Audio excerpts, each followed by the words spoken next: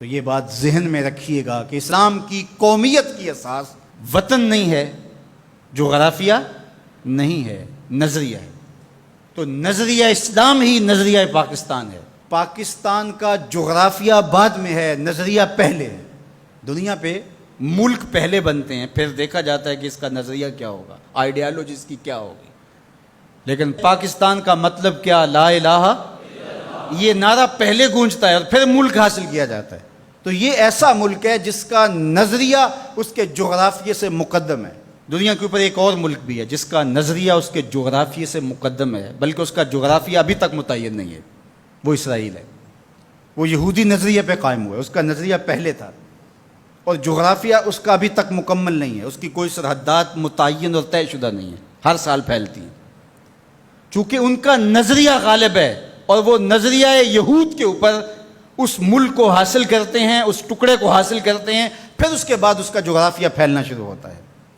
آج بہت شور ہے کہ عربوں نے تسلیم کر لیا اسرائیل کو، اور بعض دانشور ہمیں بھی یہ مشورہ دیتے ہیں کہ پاکستان کو بھی یوں کر لینا چاہیے۔ جب عربوں نے کر لیا، ان کی ہمسائیگی ہے، ان کا مسئلہ ہے، ہم کیوں نہ کریں؟ تو یہ بات ذہن میں رکھیے گا کہ یہ عرب ریاستیں جو بنی ہیں، یہ نظریے کی بنیاد پہ نہیں بنی، یہ لسانی بنیادوں پہ کھڑی ہوئی ہیں۔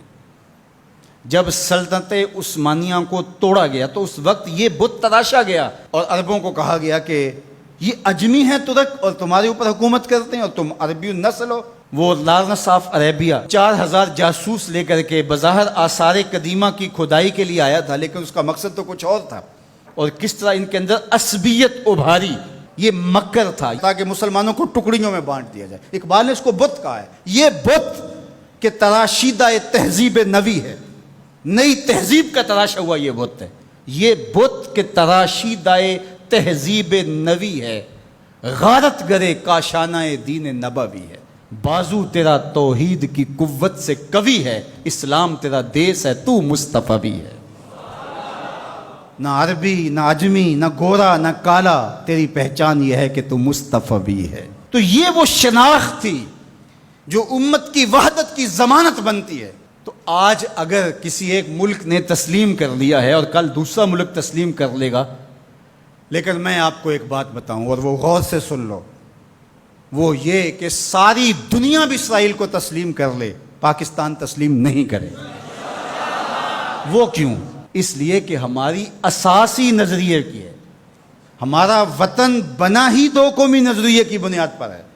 تو اسرائیل بھی اپنے یہودی نظریے پہ کھڑا ہے اور وہ عالم اسلام کو کھا جانے کی سازش کر رہا ہے۔ ہم ایسا نہیں ہونے دیں گے انشاءاللہ۔ اور پاکستان بھی اپنے اسلامی نظریے پہ کھڑا ہے۔ یہ الگ بات ہے کہ 73 برس بیت گئے اور منزل انہیں ملی جو شریک سفر نہ تھے، اور باغ دوڑ ہمیشہ ان لوگوں کے ہاتھوں میں رہی جو اس ملک کو نوچتے رہے۔ گدیں، یہ ڈاکو، یہ لٹیرے جنہوں نے ملک کو لوٹا، دونوں ہاتھوں سے ہمارے وسائل میں چھوڑے اور ہماری نظریاتی اساس کے اوپر کلہاڑے چڑھائے۔ اور کبھی انہوں نے کہا کہ یہ ایک لکیر ہے درمیان کے اندر، کبھی کہا وہ بھی آلو کھاتے ہیں، ہم بھی آلو کھاتے ہیں۔ یہ کیا قائد اعظم کو نہیں پتا تھا؟ یہ علامہ اقبال کو نہیں پتا تھا؟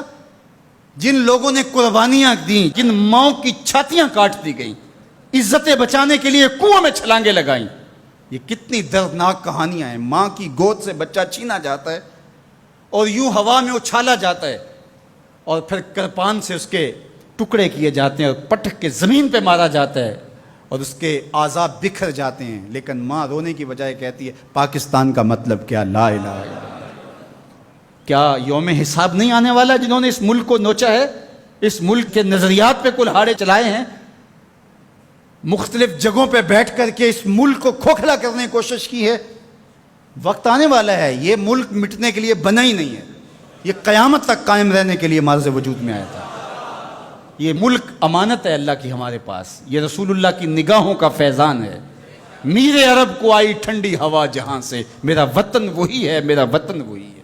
میں یہ بات ہر سال کہتا ہوں کہ اللہ رسول کے ساتھ تو ہماری محبتوں کا رشتہ لازوال ہے، لیکن اس ملک کے ساتھ ہم ٹوٹ کے محبت کرتے ہیں، اس لیے کہ اس ملک نے اسلام کی نشأت کے لیے بنیادی پلیٹ فارم بننا ہے۔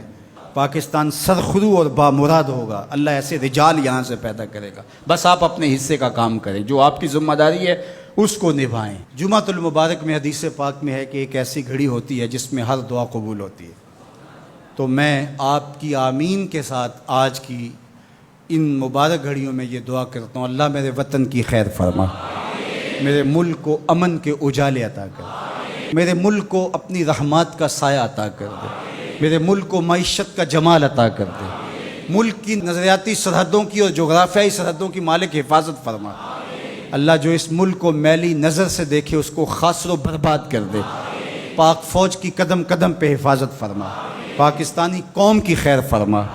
ایک نعرہ بلند کر دیجئے اپنے جذبوں کے اظہار کے لیے، نعرہ تکبیر، نعرہ رسالت، اسلام، پاکستان کی محمد سے وفا، تو نے تو ہم تیرے ہیں، یہ جہاں چیز ہے کیا لوح و قلم تیرے۔